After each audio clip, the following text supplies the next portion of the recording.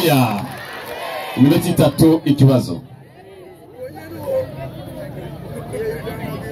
ubundi nubakunda umagurikije ububana pe singene kure sibyo turumwe ari turumwe aho sawa rero umbe rero jewe ndababaza mu gitabo cy'iwabo 27 korowani 47 mbajije muri korowani umbe ingene baza kunyishu kandi abashiremo ati ndabatwaye kwa muganga igipimo mu kwaha ndabe ko mugwaye malaria cyo mutagwaye mari mutembeza hiyo Ndio ndiko naenda tunakuya baba 29 47 namna hivi. Urabona Qur'ani mtati nuko tumeteremsha kitabu cha Qur'ani tekana nuko twamanuye igitabo cha Qur'ani abayisemu bavuga ngo Qur'ani ngo yavuye kumana niyo mvuga yabo bavuga ego ndababeshega yemwe Qur'ani yavuye kumana aha basi nuko twamanukanye igitabo cyitwa Qur'ani basi rero na wale tuliowapa kitabu cha Biblia nabaja twaye igitabo cyande cha Biblia wataiamini Qur'ani. Tekereza Qur'ani ni mtati uyirongo ni Allah Imana y'Abayisilamu aravuga ati nuko natanze igitabo cyitwa Qur'ani rero hariho n'abandi nahaye igitabo cyitwa nde Biblia abo rero nahaye igitabo cya Biblia bazokwizera nde Qur'ani niyo mpamvu jewe nayize nkasoma amakenga arimwo kandi tukayisoma ikibazo cyaje kiri ngaha muri iki gisomwa somye muri umurongo somye iyi Qur'ani na Biblia bivugwamo byamanukanywe nande sinzi ko byumvikana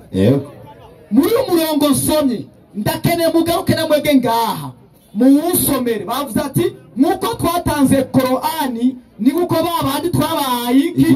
igitabo cyitwa Biblia twabaye igitabo cyitwa Biblia ibi bivugwa muri Qur'ani bivugwamo byatanzwe nande inyishu byatanzwe na Masumbuko na bya bitabo bibiri rero byatanzwe na Gaposho byatanzwe na Sinzimwe beayo ibi bitabo bibiri none kandi cha 66 yala yatanze iki ndira sunugere ngaho muri murongo somye munyumvirize kandi subiremwo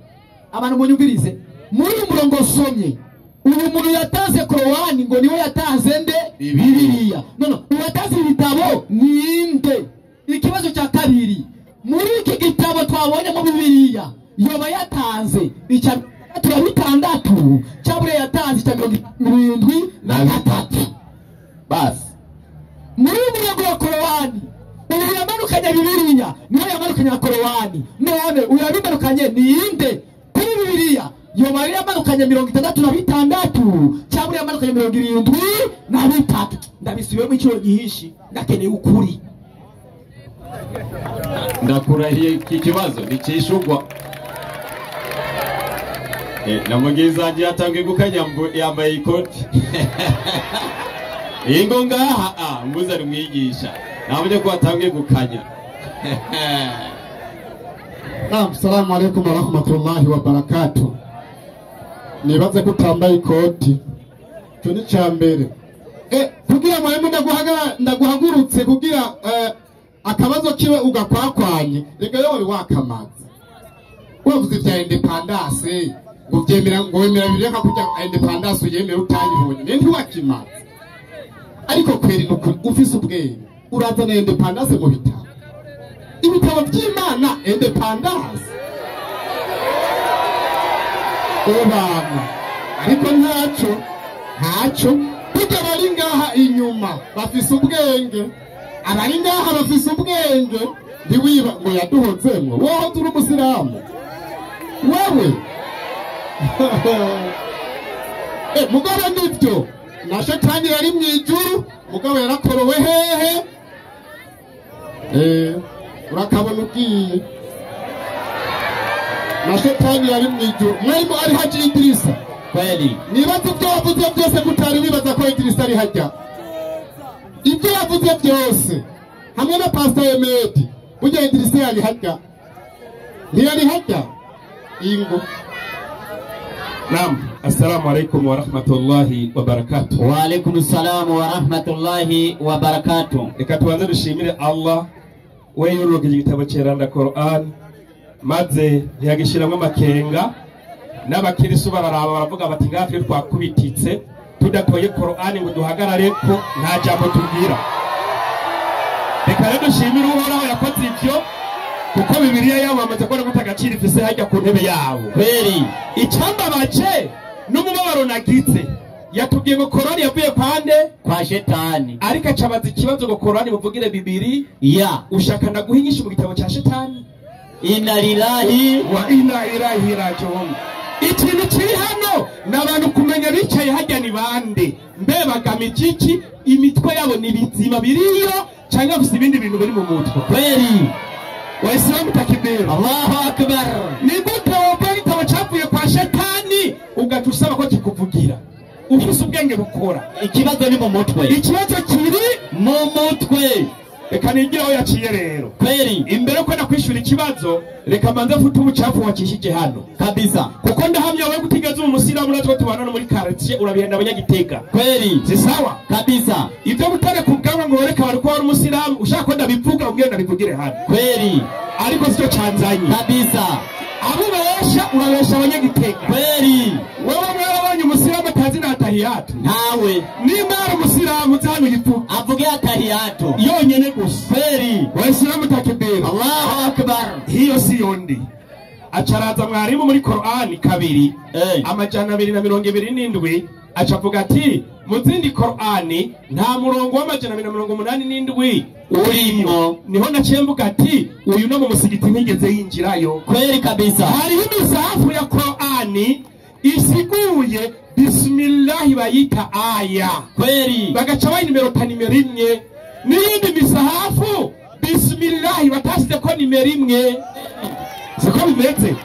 Ariko zose ziri mu gitabo cyeranda cya Qur'ani. Ujya murongo rovye ngo nta burimwo. Reka ndagusomera muri Qur'ani nyine navuze ngo nta burimwo. Urumviritse ubufungure uburye muri aya zose. muri aya zose Na tafsiri zose. Na tafsiri zose mu Qur'ani mwarimu kabira amajana 286 wumve kutabiki wasonye mu Kiswahili 286 amajana 286 inasema bismillahir rahmanir rahim. Naam. Mwenyezi Mungu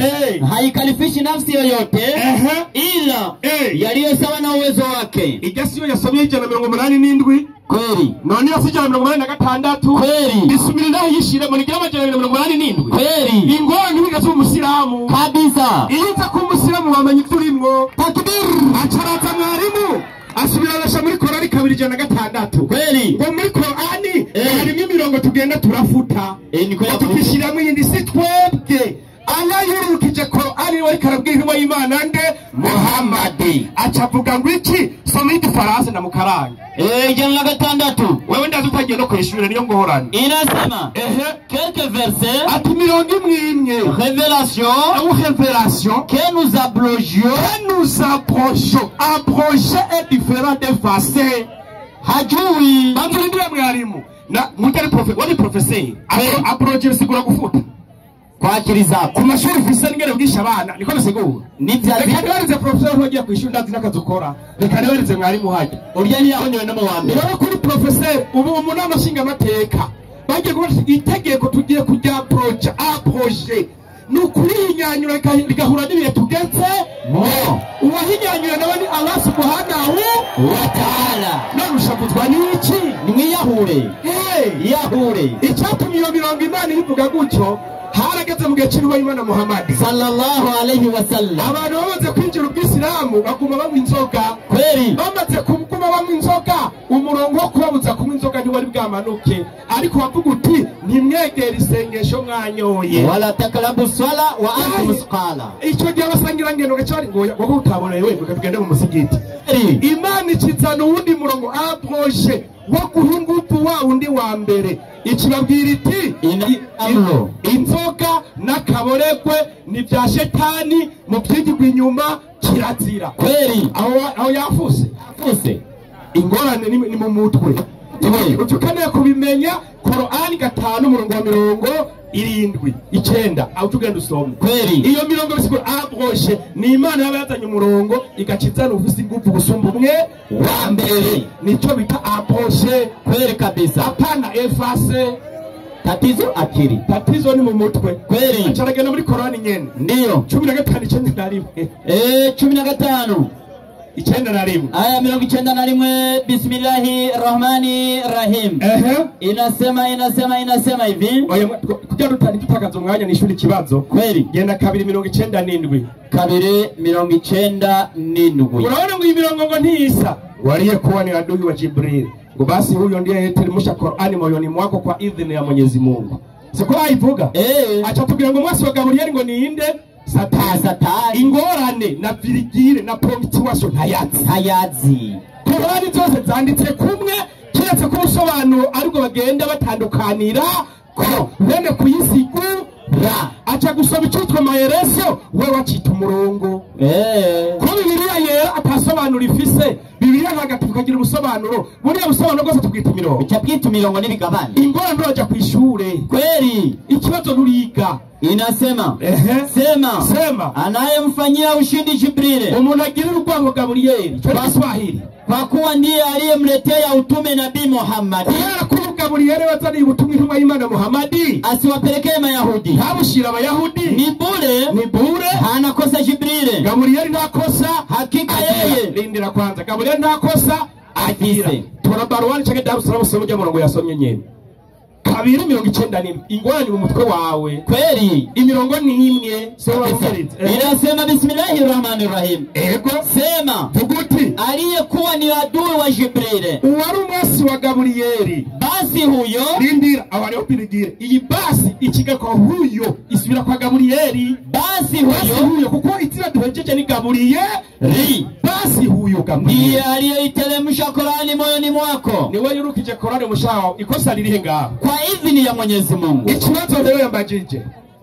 ati Imana yavuze ko yurukije igitabo citwa Bibiliya jewe ndemera ko byose byazanywe n'Imana ibyo dufise mu isi byose amashetani byo kuri abarozi abazima byose byavuye kwande ku Mana jewe ndakene mu Bibiliya zibiri ziduze hejuru ko umbe none ariyo yazanye Bibiliya nawe ni waza hano ubantu ncagurire mwimwe ndagaruka ngizi yanitse ibiri nizingana ni ijya bitabo 66 yavuzwe canke niyo ya 73 niwe ntorera mwimwe canza ndakubwire ati burya niyi kweli sawa kuko nyine Imana yarazirungitse mu isi twasanze zaguriye havuzwe imwe twabonye ibitabo 73 niyo 66 rero kugira ngo Qur'ani tore ko yavuze kuri nuko yabeshe banza untorere mwimwe uyishire hano uvuga ati yindi Allah yavuga muri Qur'ani niyi kuko turazi ko n'abantu hariho beza nababi kugira ngo dutore mwimwe kandi bose bari mwe n'Imana jibu ni hilo salamu alaykum wa alaykum assalam wa rahmatullahi wa barakatuh nanze we kugira ndavyonyure iyi neguza amajana 8 nawe usizemwo akavuga atahiyatu uvuga ko yari umusiramu achaza itore hajya nagenda mwongera kwanje achaza mwenyekiti ingo avuge atahiyatu atahiyatu ingo mu mwanya igitabo kitaramushikira ikigwa nkuko tuko turakijana neza ngomba ndamuha umwanya kugira ngo mu minota 5 aze aduge ku kibazo ciwe yari yabajije kaze mu mukomera bashimeshi cyane ujya akuziye hujya achana umuntu wo mukaya Pendasi bisubira kugira gute kukaja kwidegemvya sivyo Yohana 8:32 kandi muzomenya ukuri kandi kandi uko kuri uzoya ukwidegemvya urumva nuko kuri wansi ko ngwende parasensanye gute nashaka widegemvya wewe uracari muri zana magize n'amasoro kuba uko kuri widegemvye ikibazo nabajije mwacumvise uyu mugabo yajenga ngo siniste sibyo niturata amashuri nukuri nta mashuri uyu unyafita afite kubera iki yajenga asigura tufata kurani gifaransa asigura ngo approche ngo ni kugira ngo utu umugabo ngo ni kugira ngo ni kuyinyanyura ahubwo soma neza fata dictionnaire ni gufite ugafilima nganywa kuri byose burundu Kubariki ubusobanuro bwiza bwa Qur'an tumaze Qur'an approche bisiguriki tusomera ganyene Qur'an 2:6 insobanuro yabyo ivuga gute abroger dusoko aya 2:6 en français abroger c'est-à-dire quelqu'un verset où nous fassions oublier nous fassions bwana kwa cyane kwibagiza iyi ni Qur'an niyo bisigura approche kesho yanje nous apportons meilleur rindira hagati y'uyu na jewe ubu wize agaragaye ko ari inde ni kibazo rindira subira mu Qur'an igifaransa nyene 2:97 iravuga neza avuga gute avuga ati quiconque est ennemi de Dieu quiconque était ennemi de Dieu et de ses anges umviriza ngaba ennemi w'Imana umwasi wiki twavuze yuko amanuye Qur'an ari umwasi wande w'Imana none uyu mugabo igihe yabisomye ntavyo yosomye igifaransa na cyazi na cyazi zinga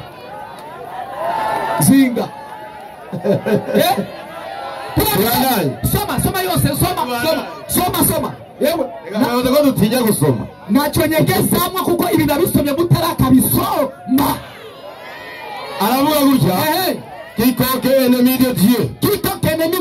et de ses anges umwasi w'Imana n'abamarayika et de ses messagers n'abamarayika abadoba message b'Imana et de Gabriel et de Michael umwasi w'Imana wa marayika n'abamessage b'Imana na Gabriel arimwo alors oui Dieu est l'ennemi de mes créants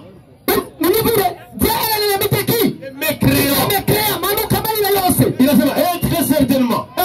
nous avons fait descendre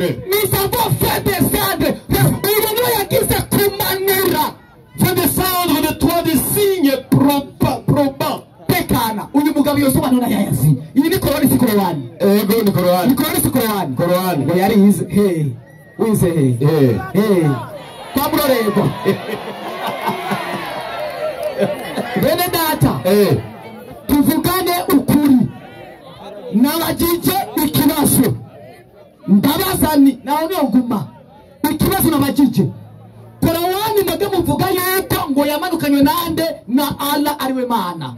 aravuze ni namanuye Qur'an abandi ndabahereza igitabo ndabamanukana igitabo cyitwa nde Bibiliya cyandabasa iyo yamanuye Qur'an ninde nimba ari Allah bisoko Bibiliya yamanukanye nande na Allah ndabasa rero mbega uwo yayimanuye yamanuye cya 66 cya 73 yavyishuye yanyishuye yakwepse uyu mupapa dusumba imyaka ari ngaha papa yavuze wayimanuye Bibiliya allo papa yamuvuze yabivuze ati korekasha yaba bagabo sinzi ngenda batwara fata Bibiliya siguriki mu byukuri Bibiliya itwigisha iki 18 urupapuro rwa 18 rimwe avuga gute Yehova aradukunda kabiri rero Imana n'urukundo kabiri Imana irakubabaye 18 page 18 ndiyo yuko niko baba Bibiliya itwigishike soma sasa inasema sasa Imana itwereka urukundo rwayo gute icyumviro Imana irakubabaye ati ni inyambabazi ndivyo kabiri ubuya kudizinefu baba yes Bibiliya ni ingabire y'Imana yaduhaye iki gitabo tugitije abagabo barakibika mu bitabo byabo nibagisome umviza rero vuga Bibiliya ni ingabire Imana yaduhaye Bibiliya ni ingabire Imana yagize gute yaduhaye Bibiliya ni ingabire yande Imana ngo Bibiliya ni ingabire yande Imana none kuva mwakibike muri ibyo bitabo by'iwanyu ni mwagisoma gatatu kwiga Bibiliya bizogufasha ko Imana ishaka ko uba umugenzi wayo kwiga Bibiliya bizogufasha ko Imana ishaka umugenzi wayo ariko ninasoma Qur'an uzoba umwasi wande Imana Bibiliya ni igitabo cyande cy'Imana rimwe wokwiyumvira gute hamwe umugenzi wawe yo kugabira ikintu utari uvyiteze emwe nimwobura kucakira kandi woyoherwa cane kubera ko yakuzirikanye. tekereza tubagabira ka Bibiliya basi, yego iyo ngabirano tuyibahereze. Katolika turumwe, yego Bibiliya yavuye kwande kumana, icyo gitabo tuyisomeye twagitije hehe wakasilamu. none ko tukibatijije kivi wanyu mwagisoma mukiraba hehe bambara amarori y'imbaho ngirango ngwamamwe bibi. amashimeshi cyane, amashimeshi cyane. Alaikum wa rahmatullahi wa barakatuh. None kwava ngaha yiruka atahiyati he nkayuzi nkayuzi urakoze mwari ntuzoza urabaza ibibazo bigoye ntabyo yoshobora ngo yaduhotsemo warimo Alhaji Idrisa ingo iminota 3 ubaza ikibazo. Amido ingo safi ingo ubaza ikibazo iminota 3. okay ubu independence ko bamo bagira defile mu gatondo uyingize ku mugoroba boca bagufunga nibyo ni iby'Imana. Je nicaye hajya mandi muri Google bariko ndaraba ibigezweho uyu ndi muri WhatsApp kutigabira gatsiri umugabo we birakure uri kurasaza je ndacari muteka ndabikurikirana. kweli Amidu hayi ingoba zikibazo mugabo urahava bazibigoye kugira kwihagurukiriza Idrisa ariko tuyamunani atahiya nukuri kwima ushaka ndabakana ko urabona ka ndagahamagaye kayikwigisha zemu musiki gwari musiramu utati atahiyatu inna lillahi wa inna ilaihi rajiun. urahawe kazi iminota 3 ubaza ikibazo. asha nam ikabaza ikibazo cyanje kibeko baza ikibazo mwarimu ariko mwo kubesha abakristo buzungango nahoze ndumuki Muislam nahoze ndumuki ngo Muislam Setani yahoze hehe mwijuru yahoze hehe mwijuru ino musi yacitse ikivu me ugera yahoze mu bwisira ino musi ni kivu me ni kivu me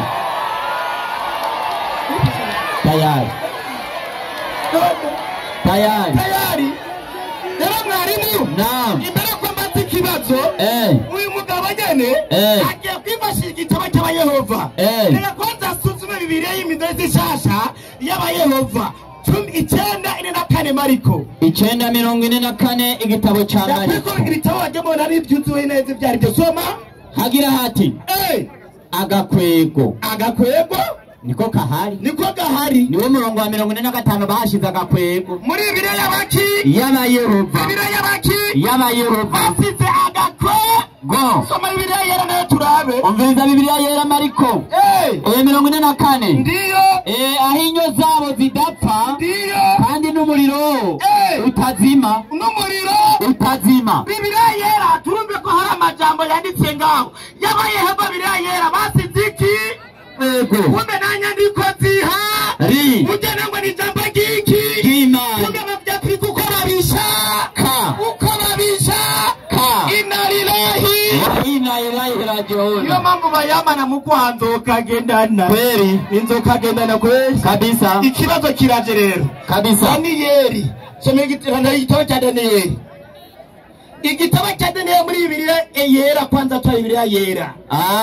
Bibiliya yera Daniyeli turande igitabo cha Daniyeli yahereye kuri kangahe kweli sundabira neza ikigabane cha Daniyeli muri Bibiliya yera ego cyagarukiye ku kigabane cha 12 Bibiliya yera y'ibitabo 66 igitabo cya Daniyeli cyagarukiye kangahe ku bigabane 12 cumi na bingahe na bibiri reka to Bibiliya ntagatifu ya Gatolika y'ibitabo 75 naho cyagarukiye kuri kangahe ni 14 cyagarukiye ku bitabo bingahe 14 ikibazo kiraje rero hagati ya Bibiliya yera y'ibitabo 66 y'abaporoti Daniyeli gakacura bingahe 12 Bibiliya ya Gatolika y'ibitabo bingahe na bitatu Daniyeli gakacura bitabo 10 bingahe 14 rega hagati y'izi Bibiliya zibiri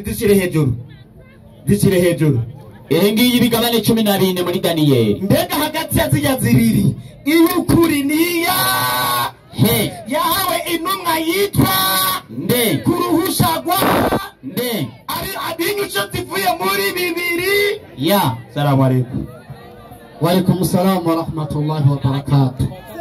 Mukuri Pastor Emed ushaka ova muri WhatsApp nawe. Ehengi shiraha kwihuye. Yari karatubwira ngo ni bamwe. We inumire. Yagumye asemera ngo Utego. Omaye momari. Tangiyo mikoro. Niho kuratera urwamo watanze. Nibaze bayito. Nimuri kumwe. Ibi ingo. Ngibyo. Ngo turi kumwe ngikijya. Bakristo haleluya. Ndamuzane sindamuzane. Mwenyekiti yibagiye icyo wamubajije. Bijya Husumani yaturiye wo kutabyerekanye. Ijya mirongo. Haleluya. Amen. Ikigwa burya nyabamwakurikiranye abigisha. Ikigwa cyamaze kurangira. Aje kubaza ikibazo novuga yuko kitagira umutwe n'amaguru. Kubera iki abazije ikibazo muri Bibiliya Imprimato muri Daniyeli ifise ibigabane bica ku 14 y'ibitabo 673 hanyuma Bibiliya y'ibitabo 66 ikabigarukira ku byo 12 ati abaza ikibazo ati muri izi Bibiliya zibiri ni iyihe yavuye ku Mana nibyo ni iyihe y'ukuri sawa ibisiba kwavuye ku Mana ni iyihe bongeyeko ni iyihe bagizene bagabanijeko basi ngomba ndakwishura ikibazo cyawe kandi ngomba unega amatwi ucyasubira kubyo umwigisha wanjye yavuze bagenda muri Korani 6:115 Korani 6 115 habura wiki aravuga agasubira ndio 6:15 umwandisi aravuga ati mwarimu nahashitse na yametimia maneno ya Mola wako kandi amajambo y'Imana yawe yarashikizwe mu byukuri kwa kweli na uadilifu mu byukuri mu bugorozi no mu butungane hakuna awezaye kuyabadilisha maneno yake. Kubw'ibyo Korani tuze yuko ata muntu numwe ariho ashobora guhindura amajambo yande y'Imana. Nta muntu numwe ariho ashobora guhindura amajambo yande y'Imana. Kubw'ibyo rero ata muntu numwe ariho ashobora guhindura amajambo y'Imana. N'ubundi kibazo gice kugarukako 29 Korani atubwiye ngo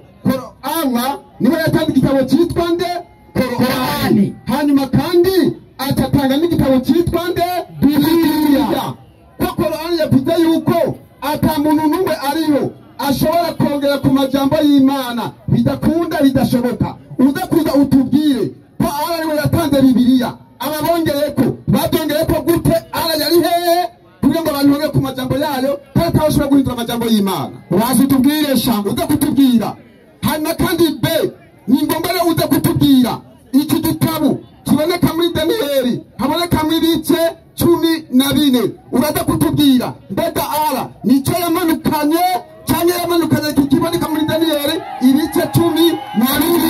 ni ngombwa uza kutwishura kuko Allah yatanze Bibiliya. Uza kutubwira rero yatanze iyi Bibiliya y'ibitabo 73 muri Daniyeli haboneka mu ibigabane 14 cyangwa yatanze Bibiliya y'ibitabo 66 muri Daniyeli n'ibigabane 12 na bibiri. Ni ngombwa uza kwishura muri Bibiliya zibiri utwereke bimwe aragizene yatanze basi muhite mwiwe mwebwe muhite mwiwe mwebwe twebwe y'ibitabo 73 Daniyeli n'ibigabane 12 niyo Allah yatanze. Cyane muvuge muti apana twebwe twemera iyi Bibiliya y'ibitabo 66 muri Daniyeli hari n'ibigabane 12 niyo Bibiliya Allah yatanze basi mutubwire mwebwe cyahe kuko twebwe nta kibazo dufite kuri Bibiliya byose ni ibiri ariko mwebwe nimwe mufise amateka muze mutubwire rero nyamba harabongeyeko ala yari hehe kugira ngo bongere ku majambo yayo kandi aravuze yuko azorinda amajambo yayo ntiyongerweko ala yari hehe yari mu bitaro muze kutubwira yari hehe tubwire kuri Bibiliya twe nta kibazo dufise ikibazo gifite mu bayisilamu kuko kudatahura hanyuma mbere badite rero mbega rero iki gitabo cyahawe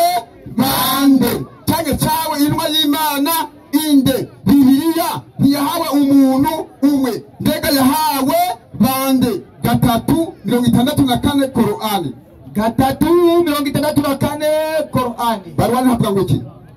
Barwani ndio 364 ndio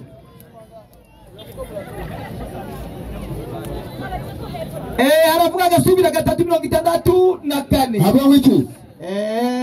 gatonya 364 aravuga ati mwarimu nahashife havuga ngo iki sema vuga enyi watu wa kitabu yemwe bantu mwahawe igitabu kumbe Korani ivuga yuko abahawe igitabu atari umuntu umwe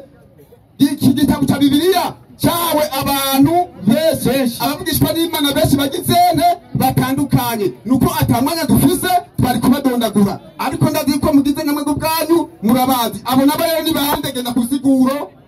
inasema mwalimu ndio sema enyi nabii enyi watu wa kitabu yemwe bantu mwahawe igitabu Bibiliya yani Mayahudi na Wakristo kubw'ibyo Bibiliya yahawe abayuda n'abakristo kandi wayitanze ninde ni Allah muze kuza kudusigurira rero tange mudutanzire mwimwe muri zibiri muzanye ngaha ni ihe ala yamanukanye ari abayuda n'abakristo yemwe nitumvikanye ga yemwe birumvikana made mucamuze mutubati iyi nayo rero ntituziyo yavuye muze kutwereka nga muri Korani ati ala ko Bibiliya yatanze niyi Vibuko tunasoma mnasomaje kitabu hakikuhusu Bibiliya soma hiyo hakikuhusu Bibiliya ndio moja inasema neno Bibiliya ijambo Bibiliya au Biblos cyane Biblos maana yake ni mkusanyiko wa vitabu vya Mwenyezi Mungu kuvuga ni cegeranyo cy'ibitabo by'Imana Mwenyezi Mungu aliwapa mitume na manabii tofauti ngo Imana yahaye abavugishwa n'intumwa batandukanye mfano wao Musa akarorero Mose Dawidi Yeremia Matayo na Paulo na wengine n'abandi batandukanye basi uze kuza kutubwira rero ikibazo cyuma kiri handi nyene ara yatanze igitabo cyitwa Bibiliya uze kutubwira mbega yatanze ibitabo 73 cyangwa yatanze igitabo Bibiliya y'ibitabo 66 nibyo tugomba mudusigurire kugira abantu batabaze ngaba izene bumvise ukuri ariko rero ukuri kwamaze kumenyekana ahubwo nimba muhagaze ngaha akubupingande ala kubw'amajambo yagizene yavuze kugira mushobore gukira nimwizere Yesu murongo ubwingo budashira aho honyene kuva mwise ngaho ngo bese igitabo cy'Imana kandi igitabo cy'Imana muzopa ni ngombwa mwizere Bibiliya kandi igitabo cy'Imana kandi mwizere amajambo ari muri Bibiliya murongo ubwingo budashira ni ngombwa mwizere Yesu mukire mutamwizeye dehino mirabarindiriye amashibesha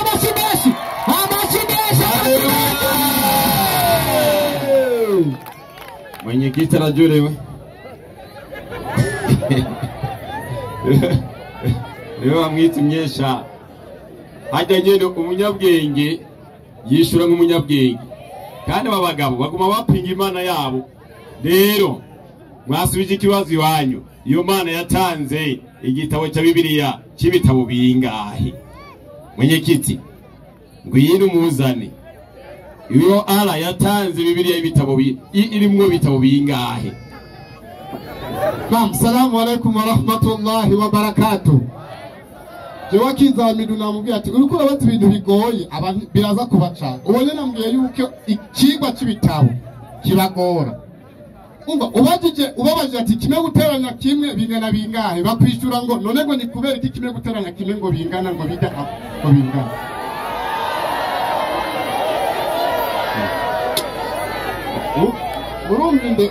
murumva mu rusengero ukuntu biba bimeze muriko murabyumva umwana ku ruko yaretswe ntimwumva mu rusengero ukuntu bene ntubyumva nuko hejuru yaba ndabire n'ukuri akamara amazi hejuru y'abarimu ndaba mu basilamu utega ubuvutse utega uda sha utege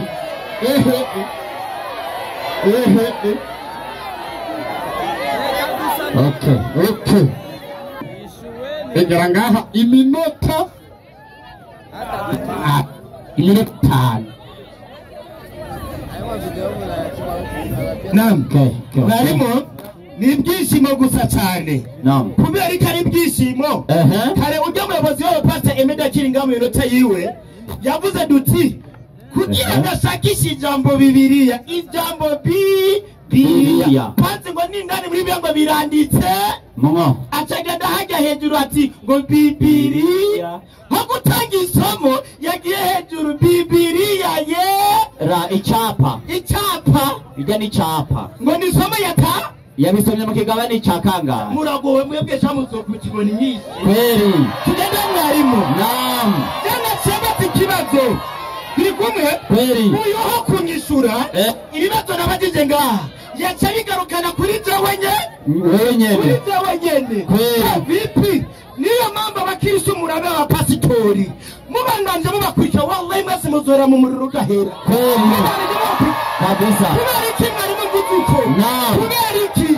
tumaze Bibiliya ntagatifu soma ngaho Bibiliya ntagatifu soma Bibiliya yera marimo Bibiliya isome Bibiliya yera ntagatifu isome inyandiko igira iti ivuga ngo iki ikosora umviriza ikosora amakosa twasanze muri Bibiliya yera amakosa twasanze muri Bibiliya yera amavuta y'ibizito 10 na bingahe na bibiri nakati bikagira 10 na bingahe na bine Bibiliya yari ifite amakosa menshi umukono bayikosoye twarayakosoye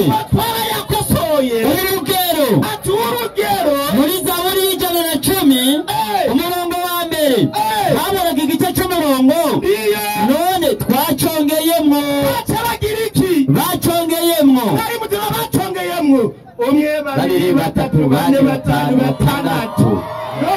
harabandanya bari mu guhugirira ibihano no muri Yohana wa gatatu umubare w'umurongo wa 15 ntiwari urimwo ntiwari wanditsemwo